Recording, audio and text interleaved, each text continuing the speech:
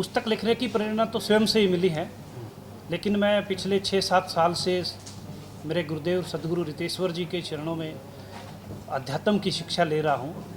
और उसी अध्यात्म की शिक्षा में आगे बढ़ते बढ़ते जब मुझे लगा कि अब पूर्ण विवेक जागृत हुआ है और जो ज्ञान हमने प्राप्त किया है उसको एक किताब के अंदर संगठित करना चाहिए, क्योंकि एक किताब जो होती है वो एक व्यक्ति का पूरा जीवन होती है। उसने जीवन में जहाँ भी जो भी पढ़ा है, जो भी सुना है, जो भी जहाँ से सीखा है, उन सब चीज़ों को एक जगह पे एकत्रित करके लिखा जाता है। तो एक जो किताब होती है वो एक किताब ना हो करके कम से कम लाखों लोगों के एक विचार को इकट्ठा किया जाता है।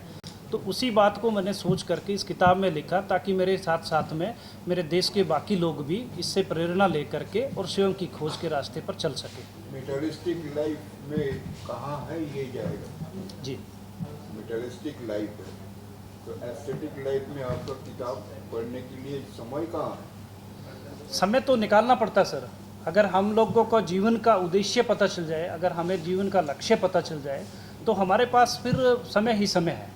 क्योंकि हम लोग जो भी इकट्ठा कर रहे हैं भौतिक जीवन में, वो हमें यहीं छोड़ करके जाना है, चाहे वो कुछ भी हम प्राप्त कर रहे हैं। लेकिन आध्यात्मिक शिक्षा के साथ में जो हम लोग साधना कर रहे हैं, उससे जो हमें एक अमूल्य संपदा जो प्राप्त होती है, वही हमारे साथ रहनी है। तो अगर हमें अपने जीवन का उद्देश्य, यानी हमें पता चल गया कि हम धरती पर क्यों आए हैं और हमारा कोई आने का यहाँ पे उद्देश्य भी होता है, बिना उद्देश्य के कोई चीज़ नहीं होती, और मनुष्य बनने का भी कोई ना कोई कारण तो जरूर रहा है।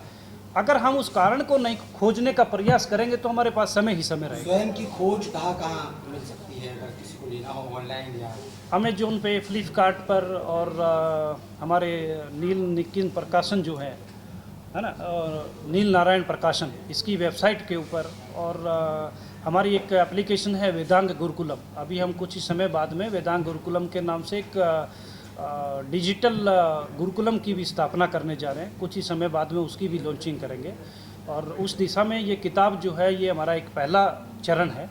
दूसरा चरण वेदांग गुरुकुलम रहेगा, उसके बाद में हम लोग एक गौशाला का निर्माण भी करेंगे। इस हिसाब से ये एक आध्यात्मिक यात्रा है जो हमारे युवाओं की चेतना को ऊपर उठाने के लिए एक मिशन का कार्य है।